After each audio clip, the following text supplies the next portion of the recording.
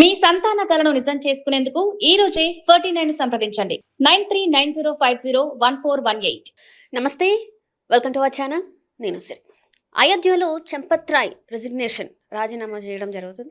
So దీనికి మళ్ళీ చాలా వరకు మాట్లాడుతూనే ఉన్నారు. సమాజ్వాదీ పార్టీ గురించే కావచ్చు, ఇంకా చాలామంది మాట్లాడుతున్నారు. అసలు ఎందుకు ఇవన్నీ మళ్ళీ చర్చలకు తీసుకొస్తున్నారు, ఏం జరుగుతుంది అనేది మనం వివరించడానికి మనతో పాటు ఉన్నారు ప్రముఖ geo political expert Pavan Sriharsha గారు. నమస్కారం సార్. నమస్తే అండి. అయోధ్యలో జరిగిన దాని గురించి మనం గత కొన్ని రోజుల నుంచి మాట్లాడుతున్నాం. అయితే చంపత్ రాయ్ గారి రెసిగ్నేషన్ కొత్త వాళ్ళు ఇప్పుడు వస్తున్నారు. అండ్ దీని గురించి కూడా మళ్ళీ ఏంటంటే సమాజ్వాదీ పార్టీ అఖిలేష్ యాదవ్ గారు మళ్ళీ మాట్లాడుతారు. అసలు దీన్ని ఎట్లా చూడాలంటారు? అఖిలేష్ యాదవ్ కానీ వేరే వాళ్ళు కానీ ఏమైందంటే వాళ్ళు తీసుకున్న గొంతులో వాళ్ళే పడ్డారు. వాళ్ళు ఏమనుకున్నారు, ఈ రామ్ మందిర్ ఎత్తినట్టు అయితే గనక ఇది మాస్టర్ స్ట్రోక్ అవుతుంది, బీజేపీని ఇరికించేసినట్టు అవుతుంది, ఎన్నికల్లో మనకి లాభం పొందుతామని అనుకున్నారు. కానీ వస్తున్న స్పందన చూస్తే దానికి కంప్లీట్ ఆపోజిట్ ఉంది. ఆ బీజేపీకి చెడ్డ పేరు రాకపోగా ఏంటంటే వీళ్ళవన్నీ పాతవి జనాలు గుర్తు చేసుకుంటూ ఉన్నారు. సోషల్ మీడియాలో I think maybe BJP IT cell అయి ఉండొచ్చు, వీళ్ళ పాత స్టేట్మెంట్స్ అన్నింటినీ కూడా ఇంకా చూపిస్తూ వస్తున్నారు. తప్పు జరిగిందని అందరూ ఒప్పుకున్నారు, సంఘం ఒప్పుకుంది, విహెచ్పి వాళ్ళు ఒప్పుకున్నారు, బీజేపీని ఒప్పుకుంది, సిట్టు వేశారు కదా. సో ఈ విచారణ రావాలి, ట్రాన్స్పరెన్సీ రావాలి, ఇప్పుడు అదే తెస్తున్నారు. సో ఇంకేంటి, ఏదైతే తప్పు జరిగిందో తప్పు సరిదిద్దాలి, మళ్ళీ ఈసారి ఇంకొకటి జరగకుండా చూడాలి. ఓపెన్ అండ్ షట్ కేసు అయిపోయింది. సో ఇప్పుడు దీంతో ఏమైంది, అఖిలేష్ యాదవ్కి ఏం చేయాలో అర్థం కావట్లేదు, వేరే వాళ్ళకి ఏం చేయాలో అర్థం కావట్లేదు. ఆరోపణలు చేశారు, గోల్డ్ది ఉన్న బుక్ పోయిందని, ఆ నగలు పోయాయని, ఈ నగలు పోయాయని ఏమన్నారు. సింపుల్గా ఏవేవైతే మీరు ఆరోపణలు చేశారో అవన్నీ ఉన్నాయని కొన్ని ప్రదర్శించారు. లేదు మీకు ఇంకా అనుమానం ఉంటే కనుక మీరు అందరూ వచ్చి చూడొచ్చు, మీరు ఏవేవైతే పోయాయని ఆరోపణ చేస్తున్నారో అవన్నీ ఉన్నాయి, మీరు వచ్చి చూడొచ్చు అన్నారు. ఇంకో వెళ్ళి చూసుకోవచ్చు ఇంకా వీళ్ళు. సో ఏముంది ఇంకా చంపత్ రాయ్ గారి మీద అన్నారు. ఆయన ఏమో రాజీనామా చేసేసారు, కొత్త వాళ్ళని నియమించారు. సో ఇంక ఇప్పుడు వీళ్ళకి ఏవి చేయడానికి లేక వీళ్ళు ఇప్పుడు కొత్త నరేటివ్ ఏం తెస్తున్నారు, ఇదంతా కూడా కేంద్రానికి రాష్ట్ర ప్రభుత్వానికి మధ్య ఉన్న గొడవ, మోదీ గారికి యోగి గారికి పడట్లేదని. ఇది ఎప్పుడైతే అయోధ్యది తెరపైకి వచ్చిందో అప్పటి నుంచి వెళ్ళి యోగి గారికి మోదీ గారికి పడట్లేదు, అందుకే ఇంతవరకు పెదవి విప్పలేదు. సో ఏం జరుగుతుందో వీళ్ళు కూడా చూస్తున్నారు.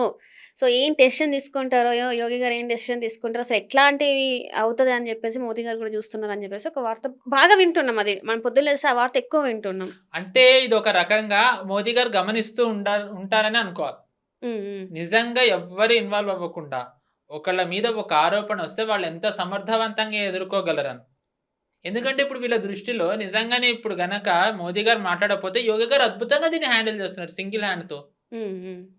ఇప్పుడు నిజంగానే చెప్పాలంటే మోదీ గారు అమిత్ షా గారు నిజంగానే మాట్లాడలే, మాట్లాడుతుంది అలా యోగి ఆదిత్యనాథ్ గారు ఒక్కరే మాట్లాడుతున్నారు. అందరి ప్రశ్నలకు ఆయన ఒక్కరే సమర్థవంతంగా సమాధానం చెప్తూ ఉండడంతోనే గోల్ పోస్టులు మారిపోతూ వెళ్తున్నాయి. కేజ్రీవాల్ ఒకసారి ఒకటంటే ఇంకోసారి ఇంకోటి అంటాడు, అఖిలేష్ యాదవ్ ఒకసారి ఒకటంటే ఇంకొకసారి ఇంకొకటి అంటాడు. ఈ మొన్నంతానేమో గోల్డ్ మాయమైందన్నారు, దాని తర్వాత చంపత్ రాయ్ దొంగనన్నారు, ఆ గోల్డ్ మాయం అవ్వలేదన్న తర్వాత వేరే వాళ్ళని అరెస్ట్ చేయగానే దీంట్లో యాదవ్లు ఇంతమంది అరెస్ట్ అయ్యారు, దీంట్లో దళితులు ఇంతమంది అరెస్ట్ అయ్యారు, పీడిఎక్ అన్యాయం జరుగుతుందని తెచ్చారు. అది కూడా ఇప్పుడు అవ్వకపోతూ ఉండేసరికి ఇప్పుడు వేరే వాళ్ళని నియమించేసరికి ఇది కేంద్రానికి రాష్ట్రానికి మధ్య గొడవ అంటారు. మీరు ఒక్క దాని మీద కదా ఉండాలి, ఎందుకు లేరు మీరు? ఇంకా కేజ్రీవాల్ వ్యక్తిగత దూషణ ఏంటి, నితిన్ నబీన్ గారు అనడం మొదలుపెట్టాడు. బీజేపీ జాతీయ అధ్యక్షుడు. హూ ఇస్ నితిన్ నబీన్ అని, హూ ఇస్ కేజ్రీవాల్? ఇప్పుడు నువ్వెవరు? ఒక ఎమ్మెల్యేవా, ఒక ఎంపీవా, ఒక ఎమ్మెల్సీవా, కనీసం ఒక జిల్లా పరిషత్ మెంబర్వా? నువ్వెవరివి? సో ఇప్పుడు అదే ప్రశ్న నితిన్ నబీన్ గారిని ప్రశ్నించినప్పుడు కేజ్రీవాల్ని కూడా అదే ప్రశ్నిస్తున్నారు. కేజ్రీవాల్ని ఎవరైతే ఓడించారో పర్వేష్ వర్మ, ఆయన ట్వీట్ చేసి అదే అన్నారు. ఆయన మా పార్టీ జాతీయ అధ్యక్షుడు, నేను ఎవరో గుర్తున్నానా అని చెప్పి ఆయన రిటర్న్ అడిగారు. ఎందుకంటే కేజ్రీవాల్ ఓడించింది ఆయనే. సో ఇలాంటి అవమానించేవి కనుక ఎప్పుడు చేయకూడదు. మనం ఎప్పుడు వ్యక్తిగత దూషణకి దిగుతాం. మనం ఎప్పుడైనా మనం ఎత్తుకున్న అంశంలో స్పశ లేదు, మనం దాని ఆధారంగా మనం ముందరికి తీసుకెళ్ళలేము అని తెలిసినప్పుడు మనం వ్యక్తిగతంగా వెళ్తాం. లేకపోతే మనం ఎత్తుకున్న అంశం మీద ఉండాలి. ఎక్కడన్నా బీజేపీ వాళ్ళు వ్యక్తిగతంగా వెళ్ళడం చూసామా మనం? కాంగ్రెస్ అనే విషయంలో వీళ్ళు ఎక్కడన్నా సోనియా గాంధీ గారిని కానీ రాహుల్ గాంధీ గారిని కానీ వ్యక్తిగతంగా అంటారా? ప్రియాంక గాంధీ గారి కుటుంబాన్ని ఎప్పుడన్నా వీళ్ళు తెస్తారా? వీళ్ళు తేరు. వీళ్ళు అంశాల వారీగానే పోరాడతారు. ఎందుకు? వాళ్ళకి తెలుసు వీళ్ళు చేసినవే మోర్ దెన్ ఇనఫ్ కాంగ్రెస్లో అంశాలు వాటిని ఎత్తి చూపిస్తే చాలు వచ్చేస్తామని.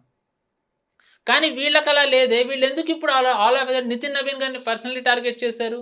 సమాజ్వాదీ పార్టీ మొన్న నితిన్ నవీన్ గారు ఇప్పుడు యూపీ వచ్చారు. వీళ్ళు కాంగ్రెస్ వాళ్ళు ఏం చేస్తారు, డాక్టర్డ్ వీడియోస్ చేసి అసలు నితిన్ నవీన్ గారి సభకే ఎవరు ఆయన రోడ్ షో చేస్తే ఎవరు రాలేదని పెట్టారు. అదే ఫ్యాక్ట్ చెక్ చేశారు. ఇది నువ్వు ఏదో దాన్ని లింక్ చేసి ఇక్కడ పెట్టావని అనవసరంగా చేసి మీరు లేని విషయాన్ని మీరు లేపి మిమ్మల్ని మీరు ఒక రకంగా సెల్ఫ్ గోల్ చేసుకుంటున్నట్టు మీకు అనిపించటం లేదా? సో ఏంటంటే వీళ్ళు అనుకున్నది ఒకటి, జరుగుతున్నది ఇంకొకటి. హిందుత్వ అనేది బీజేపీ పిచ్. మీరు ఆ బీజేపీ పిచ్ ఎస్పెషల్గా మోదీ గారు, అమిత్ షా గారు, యోగి ఆదిత్యనాథ్ గారు ఉండగా మీరు హిందుత్వ పిచ్లోకి వచ్చి ఆడి గెలుద్దామని ఎలా అనుకుంటున్నారు? నాకంటే పెద్ద హిందూ ఎవడు లేడు, నాకంటే పెద్ద హిందూ పార్టీ ఎవడు లేడని కేజ్రీవాల్ అంటారు.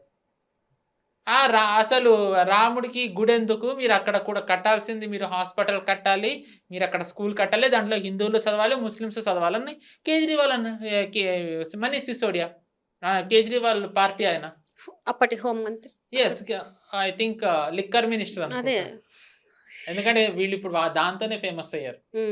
అండ్ దాని తర్వాత ఇక కేజ్రీవాల్ చెప్పనే అక్కర్లే, మా నాయనమ్మ ఇలాంటి గుడి నా రాముడు ఎప్పుడు ఒప్పుకోడు అందని. ఇన్నేళ్లలో వీళ్ళు గుడి కట్టిన 2 ఏళ్లలో వీళ్ళు వెళ్ళాలి ఆలోచన. కేజ్రీవాల్ ఇప్పుడు ఎందుకు వెళ్ళాడు? రాజకీయం చేస్తున్నాడు కదా, రాజకీయం కోసమే కదా. అంటే దేవుడితో రాజకీయాలా? దేవుడితో మన దేశంలో దేవుడితోని రాజకీయాలు చేయంది ఎవరండి? దేవుడితో రాజకీయాలు చేయంది ఎవరు? కానీ ఆ రాజకీయం చేస్తే విజయం ఎంతమందికి వచ్చింది అనేది కదా ముఖ్యం. దేవుడితోని రాజకీయం చేస్తే రాజకీయం ఎంతమందికి విజయం వచ్చింది. మీరు న్యాయం కోసం రాజకీయం చేయండి, ధర్మం కోసం రాజకీయం చేయండి.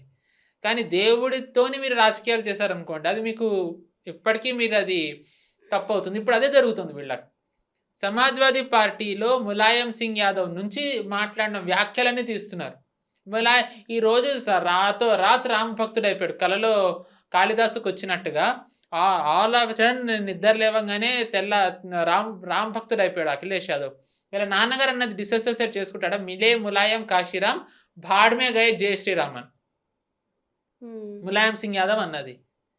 ములాయం సింగ్ యాదవ్ ఇంకోసారి పార్లమెంట్లో అన్నాడు, మీరందరూ హిందూ ముస్లింల మీద గొడవలు పెట్టగలరు, మేము రాముడు కృష్ణుడి మధ్య కూడా గొడవలు పెట్టగలమని. అవి మర్చిపోతారా? వీళ్ళ బాబాయ్ ఎవరైతే ఇప్పుడు రాజ్యసభలో ఉన్నారో, రాజ్యసభ అనుకుంటా లోక్సభ, శివపాల్ యాదవ్ అనుకుంటా ఆయన పేరు, ఆయన ఒకసారి పార్లమెంట్లో మాట్లాడుతూ రాముడు ఇల్లీగల్ ఇమిగ్రెంట్ అని అన్నారు. ఇప్పుడు ఎక్కడైతే గుడి ఉందో అక్కడ గుడి ఉందో లేదో ఎవరికి తెలియదు, కానీ మసీదు ఉంది, ఇల్లీగల్గా ఉంటుంది రాముడు కదా అని అన్నాడు.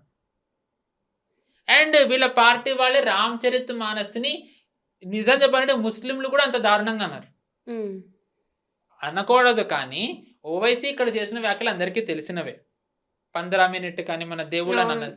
రామచరిత్ మానస్ గురించి అఖిలేష్ యాదవ్ పార్టీ అన్న వ్యాఖ్యలు కనుక మనం వింటే ఓవైసీ వ్యాఖ్యలు ఇంకా చాలా డిగ్నిఫైడ్గా అన్నాడు అనిపిస్తుంది. నేను ఓవైసీని సమర్థించట్లే ఇక్కడ, ప్లీజ్ అండర్స్టాండ్.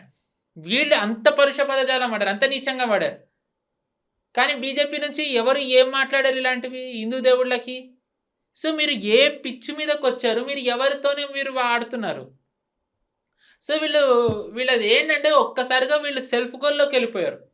నేను అదే అన్నాను, 17 తర్వాత 2022లో ఎన్నికలు జరుగుతున్నప్పుడు బీజేపీ అక్కడెక్కడ హిందుత్వ వాళ్ళు అసలు అంశం తీసుకోలే, హిందుత్వ టచ్ కూడా చేయలేదు ఉత్తరప్రదేశ్లో. అది అండర్లయింగ్ ఫ్యాక్టర్, అది ఏంటంటే అండర్లయింగ్గా వెళ్తూ వచ్చింది. అక్కడ అభివృద్ధి 5 ఏళ్ళలో ఎంత జరిగింది, ఉద్యోగాలు ఎంత వచ్చాయి, పరిశ్రమలు ఎంత వచ్చాయి, లా అండ్ ఆర్డర్ ఎలా ఉంది, మహిళలు ఎంత భద్రంగా ఉన్నారు, ఈ అంశాల మీద వాళ్ళు ఎన్నికలకు వెళ్ళారు, గెలిచారు. 5 ఏళ్లలోనే ఈ అంశాలు అంత మంచి ప్రభావం చూపిస్తే 10 ఏళ్ళైంది.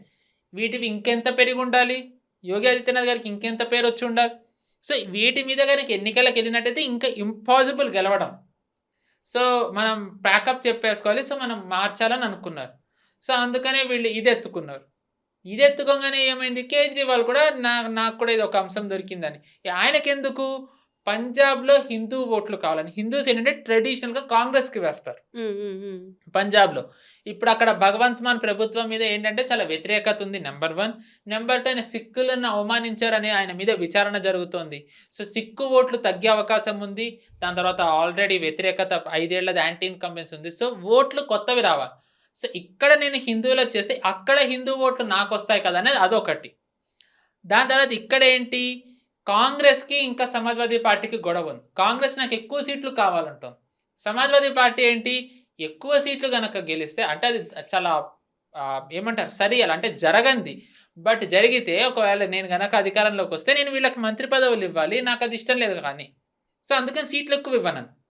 లేదు కొన్ని సీట్లు ఇవ్వకుండా నువ్వు వేరు నేను వేరు అని పోటీ చేస్తే ముస్లిం ఓట్లు చీలిపోతాయి. సో ముస్లిం ఓట్లు చీలి ఒకవేళ కాంగ్రెస్కి అది మంచి ఫలితాలు వచ్చినట్టయితే కాంగ్రెస్ ఇంకా బలపడుతుంది. సో అఖిలేష్ యాదవ్ ఇలా ఇరుక్కోవడంతో దీన్ని అడ్వాంటేజ్గా తీసుకుని కేజ్రీవాల్ ఏం చేశారు, ఉత్తరప్రదేశ్లో సమాజ్వాదీ పార్టీతో పొత్తు పెట్టుకుంటా అంటున్నారు. సమాజ్వాదీ పార్టీ ఏంటి, నువ్వు నాతో కలిస్తే రా, లేకపోతే లేదు, లేకపోతే కనుక ఇగో కేజ్రీవాల్ ఉండనున్నారు, మేము సీట్లు పంచుకుంటామని. ఇంత ఇదా. సో ఇక్కడ ఎక్కడైనా మీకు భక్తి ఉందా, దీనిలో రాజకీయం ఉందా?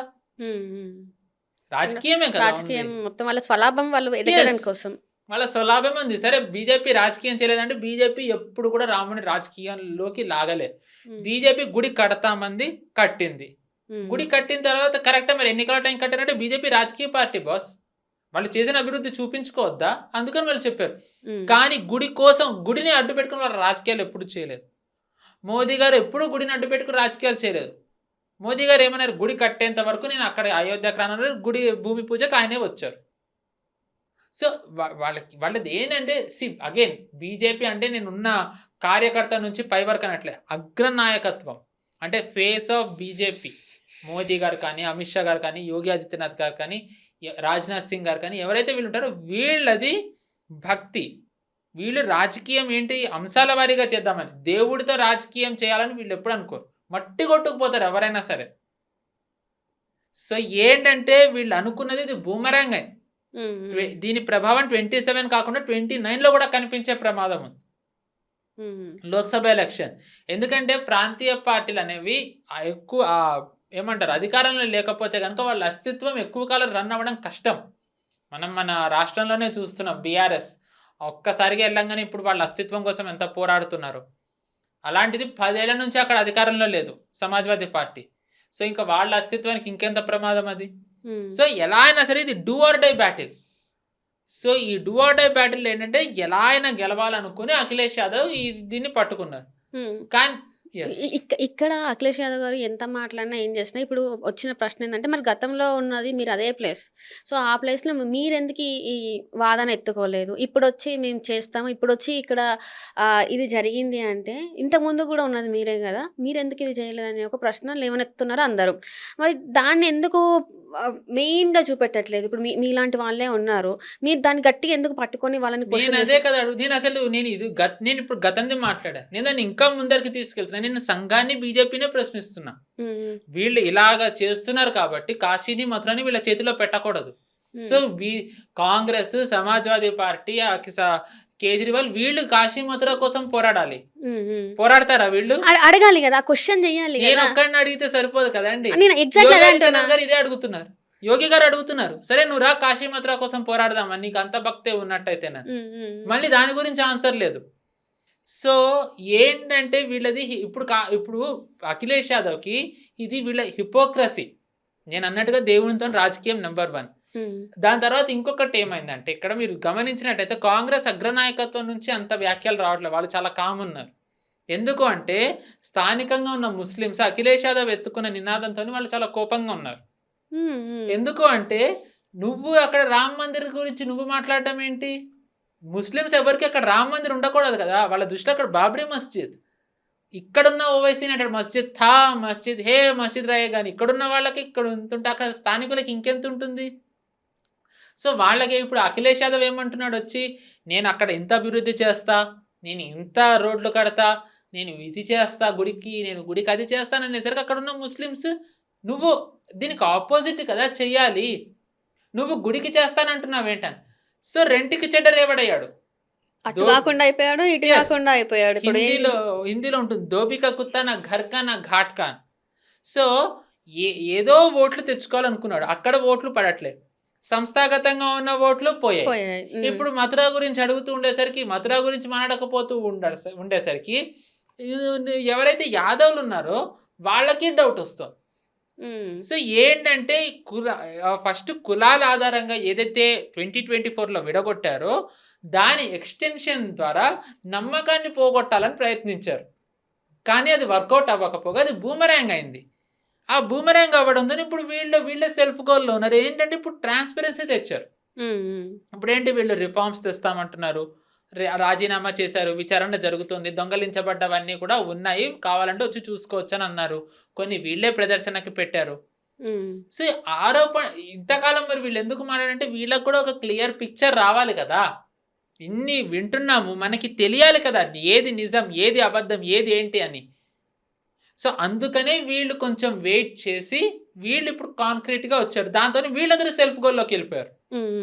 సో నేను అందుకే అన్నా, ఇప్పటికీ నేను చెప్తున్నా, ఖచ్చితంగా 2027లో ఉత్తరప్రదేశ్లో జరిగే ఎన్నికల్లో విజయం బీజేపీదే. బీజేపీ విజయం తథ్యం. ఏ అంశం ఏదైతే లక్ష్యంగా చేసుకుని వీళ్ళు తప్పు చేశారో రాముడు తెత్తి, దాని పర్యవసానాలు ఈ పార్టీలన్నీ అనుభవించక తప్పదు. అంటే అక్కడ జరిగింది తప్పు కాదంటారా? ఇప్పుడు రాముడి అంశం ఎత్తుకోగల కారణం ఏంటంటే దాని వెనకాల జరిగింది ఏదైతే హుండీలు కావచ్చు, ఏవైతే డబ్బులు ఏవైతే మాయమైన దాని గురించి, అది తప్పు కాదంటారా? అది నేను తప్పు కాదని ఇప్పటివరకు మాట్లాడిన దాంట్లో అన్నానా? అంటే అడుగుతున్నా నేను. తప్పు తప్పు కాదు, పాపం అది, పాపమే అది. కానీ ఎత్తింది ఎవరు? ఎత్తిన వాళ్ళది చరిత్ర ఏంటి? ఇన్ఫాక్ట్ ఆ తప్పు జరిగిందని ఎఫ్ఐఆర్ వేసింది ఎవరు? కంప్లైంట్ ఇచ్చింది ఎవరు? ఆ ట్రస్ట్లో ఉన్న వాళ్ళే వెళ్ళారు. ఆ ట్రస్ట్లో ఉన్న వాళ్ళే వెళ్ళారు. అది వాళ్ళు వెళ్ళి ఇచ్చిన కంప్లైంట్ ఆధారంగానే వీళ్ళు ఎఫ్ఐఆర్ నమోదు చేసి విచారణ చేశారు. వీళ్ళు అదే అంటున్నారు, కాన్ఫ్లిక్ట్ ఆఫ్ ఇంట్రెస్ట్ అని. మీకు మీరే విచారణ చేసుకుంటే ఎలాగా? మీరు మీ వాళ్ళు నమోదు చేసిన ఎఫ్ఐఆర్ ద్వారా. నేను అదే అడుగుతున్నా, ఎఫ్ఐఆర్ ఇంకా ఎవరు నమోదు చేయాలి? ఎఫ్ఐఆర్ ఎవరి చేత నమోదు చేయించాలి? కరసేవకులను కాల్పించిన సమాజ్వాదీ పార్టీ చేత, రాముడు లేడు అని కోర్టులో వాదించిన కాంగ్రెస్ చేత, అక్కడ గుడి ఉండకూడదు అని వాదించిన ఆమ్ ఆద్మీ పార్టీ చేత, ఎవరి చేత వాదించాలి? బోర్డులో సంఘం వాళ్ళే ఉన్నారు, విహెచ్పి వాళ్ళు ఎందుకు ఉన్నారు, ఫలానా వాళ్ళు ఎందుకు ఉన్నారు, వీళ్ళు ఎందుకున్నారు? పోరాడేది వీళ్ళు కాబట్టే ఉన్నారు. లేకపోతే ఎవరిని పెట్టాలి? ఒక అర్బన్ నక్సల్ని తీసుకొచ్చిను, కమ్యూనిస్టుని తీసుకొచ్చి, చర్చ్ నుంచి ఒకళ్ళని తీసుకొచ్చి, ఆల్ ఇండియా మజ్లిస్ ఇమ్తిహాద్ ముసలమీన్ నుంచి ఒకళ్ళని తీసుకొచ్చి, ముస్లిం పర్సనల్ లా బోర్డు నుంచి తీసుకొచ్చి పెట్టాలా? ఎందుకు పెట్టాలి వీళ్ళని? మరి ఇంత ఎందుకు జరిగింది అంటే, నా పర్సనల్ అభిప్రాయం ఏంటి అంటే, సంఘం ఎప్పుడు కూడా ఫైనాన్షియల్ ఆస్పెక్ట్స్ చూడదు. ముఖ్యంగా ప్రచారక్ అనేవాళ్ళు మనం చూసుకుంటే సంఘానికి డబ్బు ఉండదు. సంఘం అనేది మనీ రిలేటెడ్ ఆస్పెక్ట్. అందుకే కదా వాళ్ళు ఫండ్స్ కూడా ఏవి రావు సంఘానికి. ప్రియాంక ఖర్గే ఎంత ప్రయత్నించినా అదే జరుగుతుంది. సంఘానికి ఏం ఫండ్స్ రావు కాబట్టి వాళ్ళది ఎందుకు రిజిస్ట్రేషన్ అని.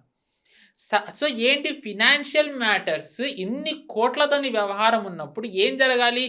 ఎవరైతే ఇన్ని కోట్లు వాళ్ళు మేనేజ్ చేయగల సమర్థత ఉందో వాళ్ళని పెట్టాలి.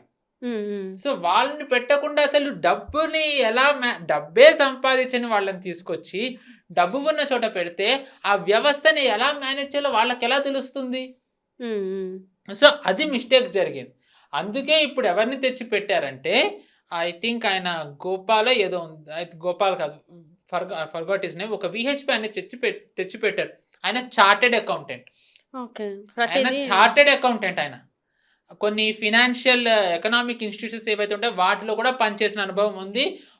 అందులో కొన్ని మెంబర్షిప్లు కూడా ఆయన మెంబర్గా కూడా ఉండేవారు. సో అంటే ఏంటి, ఎక్కడైతే తప్పు అంటే పై పదవిలో ఉన్న వాళ్ళు ఎలాంటి వాళ్ళు ఉండాలి, ఎలాంటి చంపత్రే కానీ నేను ఇప్పటికీ ఆయన నిర్దోషి, అంటే ఆయన మింగలేదు. కానీ అలాంటి వాటిల్లో ఉండడం వల్ల వాళ్ళు గట్టిగా ఉండలేరు. వాళ్ళు వేరే వాళ్ళని నమ్మాలి, పెట్టాలి. వాళ్ళు నమ్మకస్తులు ఉన్నా కదా తెలియదు, జరిగింది అదే. సో ఇప్పుడు ఏంటి, పైన ఉన్న వాళ్ళు ఈ ఫినాన్షియల్ ఆస్పెక్ట్స్ నుంచే వచ్చిన వాళ్ళు కాబట్టి వాళ్ళకు ఒక అనుభవం ఉంటుంది, ఎలా మేనేజ్ చేయాలి, ఎంత వస్తుంది, మెకానిజం ఏంటి, ట్రాన్స్పరెన్సీ ఎలా మెయింటైన్ చేయాలి. ఇప్పుడు జరిగిన మిస్టేక్ ఏంటి, అసలు ఈ మిస్టేక్ మళ్ళీ జరగకుండా ఉండాలి అంటే ఏం చేయాలి, మళ్ళీ ఇంకొక మిస్టేక్ ఇది కాకుండా ఏమన్నా జరగచ్చా, ఒకవేళ జరిగే ప్రమాదం ఉంటే కనుక మనం దానికి మనం ఇంకొకటి అది జరగకుండా చూడాలి. సో ఇప్పుడు ఈ మెథడ్ వీళ్ళు ఏదైతే ఇండైరెక్ట్లీ ఈయనని నియమించడం ద్వారా ఇప్పుడు అదే సందేశం ఇచ్చారు. సో అంటే ఏంటి, ఇంకా ఖచ్చితంగా ఇంకా మళ్ళీ ఇలాంటిది వచ్చే అవకాశం 99% ఉండదు. అంటే ఇక్కడ ఇంకొకటి ఏంటంటే, ప్రభుత్వం ఆధీనంలోకి అయోధ్య వెళ్తే మంచిది, ఎందుకంటే ఇట్లాంటివి పునరావృతం అవ్వకుండా ఉంటాయి అని చెప్పేసి కూడా ఇంకొక మాట. శబరిమలలో జరిగింది స్కామ్, ధ్వజంది స్కామ్ ఎవరు చేశారు? కాంగ్రెస్ పార్టీనే. తమిళనాడులో గుళ్ళన్నీ కూడా ప్రభుత్వం ఆధీనంలోనే ఉంటాయి. ధూపదీప నైవేద్యాలకి వాళ్ళు డబ్బులు ఇవ్వరు, కానీ గుళ్ళ నుంచి వచ్చేవన్నీ తీసుకుని అభివృద్ధి అని చెప్పి అవి ఇవి వీటికి వేరే వాటి కోసం యూజ్ చేస్తూ ఉంటారు. సో ప్రభుత్వంలో ఉన్నంత మాత్రాన స్కాములు జరగవన్న గ్యారంటీ ఏముంది? ఇప్పుడు అందరూ రామ్ మందిర్ గురించి ఇంత మాట్లాడుతున్నారు. యూపీలోనే బైరాయిచ్ అనే ఒక మదర్సానో మసీదులోనో 100 కోట్ల స్కామ్ జరిగింది. దాని గురించి ఎవ్వరు ఎందుకు మాట్లాడరు? మరి అలాగని చెప్పి మసీదుల్ని మదర్సాలని కూడా మరి ప్రభుత్వం ఆధీనంలోకి తెస్తే ఒప్పుకుంటారా? స్కామ్ జరగకూడదు కదా, అక్కడ మళ్ళీ మాట్లాడకూడదు. మనం హిపోక్రసీ మనం మాట్లాడకూడదు. హిందువులు ఇప్పుడు చాలా ఓపెన్గా ఒప్పుకుంటున్నారు అక్కడ జరిగిందని. కానీ నేను ఇప్పటికీ అంటాను, ఇది అంత పెద్ద విషయం అంటే ఇలాంటివి హిందువులు చాలా చూసేశారు. మనం తిరుపతిలోనే చూసాం కదండి, మనం తిరుపతిలో చూసాము. ముఖ్యంగా దక్షిణ భారతదేశంలో ఉన్న హిందువులకి గుళ్ళలో స్కామ్ అంటే చాలా కామన్. తినేస్తారు అనే ఒకటి. నేను దీన్ని జరిగిన దాన్ని నేను సమర్థించట్లే, కానీ దక్షిణ భారతదేశంలో ఉన్న వాళ్ళకి ఇది అంత పెద్ద షాక్ అవ్వదు. మెయిన్ ఏంటంటే ఉత్తర భారతదేశంలో ఉన్న వాళ్ళకి గుళ్ళు ఆధీనంలో ఎవరికైతే ఉండవో వాళ్ళకి ఇది ఒక షాక్. అండ్ ఇంకొకటి, రామ్ మందిర్ అనేది అందరికీ ఉన్న భక్తుల మనోభావాలకి సంబంధించింది. సో ఇప్పుడు అదే అన్నారు, మనోభావాలు దెబ్బతిన్నాయి అది ఇది ఇంత జరగడంతో. నేను అదే అంటున్నా, కరసేవకుల్ని కాల్పించినప్పుడు భక్తుల మనోభావాలు దెబ్బతినలేదా? రాముడు ఇల్లీగల్ అని అన్నప్పుడు భక్తుల మనోభావాలు దెబ్బతినలేదా? కావాలంటే కరసేవకుల్ని మళ్ళీ కాల్పిస్తానన్నప్పుడు భక్తుల మనోభావాలు దెబ్బతినలేదా? రామ్ మందిర్ జడ్జిమెంట్ ఇవ్వకండి, దీని ఫలితం ప్రభుత్వ ఎన్నికల మీద పడుతున్నప్పుడు భక్తుల మనోభావాలు దెబ్బతినలేదా? రామసేతు లేదన్నప్పుడు ప్రభుత్వం భక్తుల మనోభావాలు దెబ్బతినలేదా? ఇప్పుడంతా దెబ్బతినని ఇప్పుడు వచ్చేసరికి ఒక్కసారిగా దెబ్బతిందా? దెబ్బతింటే ఎన్నికల్లో తెలుస్తుంది. ఇప్పుడు వస్తుంది ఎన్నికల్లో ఇదే రెఫరెండంగా వెళ్ళే ధైర్యం అఖిలేష్ యాదవ్ చేయగలడా? ఇదే అంశాన్ని తీసుకుని అఖిలేష్ యాదవ్ని వెళ్ళమని చెప్పండి, ఆ ధైర్యం చేయగలడా? ఖచ్చితంగా చేయలేడు. ఇది చూడండి మీరు, ఇది ఎన్నికల టైంకి వాళ్ళ నుంచి దీనికి రామ్ మందిర్ కంటే పెద్దది తీసుకొస్తారు, ఇది సైడ్ లైన్ చేసేస్తారు. అంటే ఇప్పుడు అక్కడ వ్యతిరేకత రాలేదంటారా? ఇంకా ఆదిత్య యోగినాథ్ గారికి అసలు అస్సలు రాలేదు ఆయన మీద. ఇన్ఫాక్ట్ ఈ సమస్యకి పరిష్కారం ఆయన ఒక్కరే తేగలరన్న నమ్మకం ఉంటుంది, ట్రస్ట్ మీ. ఎందుకంటే ఆయన గోరఖ్నాథ్ పీఠాధిపతి.